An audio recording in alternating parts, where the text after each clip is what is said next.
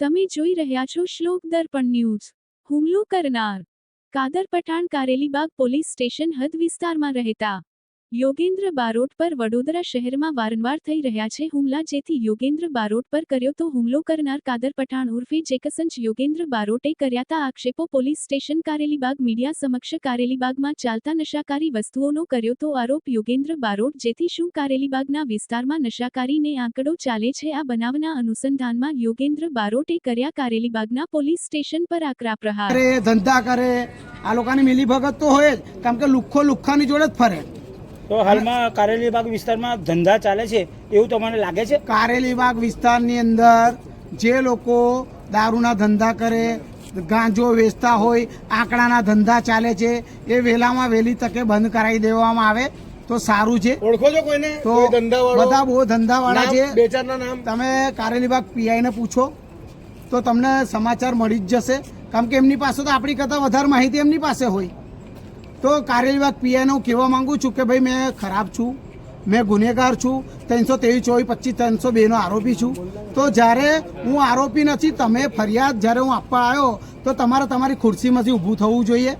એ તમે ઊભા ના થાય ને તો તમારી ફરજની અંદર વડોદરા શહેરના પોલીસ કમિશનર એ સાહેબને પૂછે કે વડોદરા શહેરના પોલીસ કમિશનર નરસિંહરાવ કોમર છે, તમે પોલીસ કમિશનર નથી, તો તમે પીઆઈ તરીકે તમારી જવાબદારી આવે છે કે તમે એકવાર ઊભા તો થાઓ।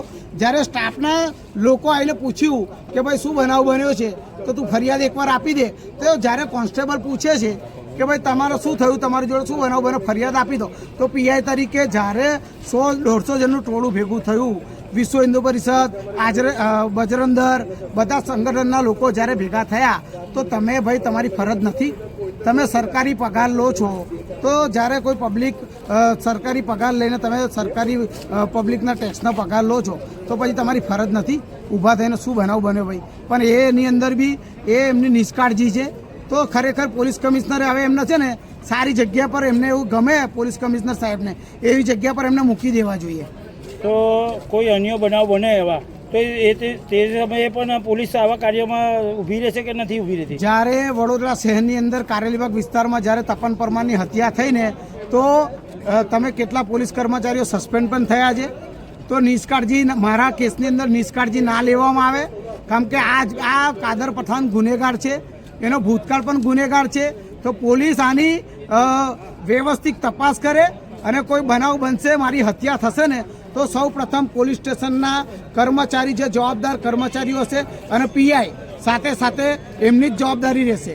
તો આ તપાસ ગંભીરતાથી એની નોંધ લે, કેમ કે આ સેમ બનાવ છે। વિચાર કરી લો, તમે કારેલીબાગ પોલીસ સ્ટેશનમાં નાનો બનાવ બન્યો હતો, પછી કારેલીબાગ પોલીસ સ્ટેશનનો બનાવ સીધો અહીંયા આવ્યો, એસએસજી હોસ્પિટલમાં આવ્યો અને અહીંયા તપન પરમારની હત્યા થઈ। તો તમે વિચાર કરી લો કે અત્યારે મારી જોડે નાનો બનાવ બન્યો અને કેટલા લોકો અહીંયા એના જ માણસો અત્યારે ફરે છે। તો ત્યારે મેં ફોન કર્યો કારેલીબાગ પોલીસ સ્ટેશનને, અંદર 43-25-92 પર ફોન કર્યો, ત્યારે કર્મચારીઓ આવ્યા, તો મારું મર્ડર થશે ને તો પોલીસની નિષ્કાળજીના લીધે જ થશે।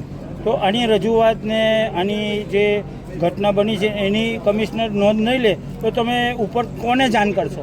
ગૃહમંત્રી છે, સક્ષમ ગૃહમંત્રી, સાથે સાથે દિલ્હી છે, ગૃહ મંત્રાલયમાં કાલે અત્યારે મેલ કરીશ કે ભાઈ આમના વડગોળા કાઢવામાં આવે લુખ્ખા તત્વોના, અને તમે એમનો ભૂતકાળ ચકાસી લો, એમનો ભૂતકાળ શું છે, એમના ધંધા શું છે, એ કયો નશો કરે છે, એમને લાવવામાં આવે।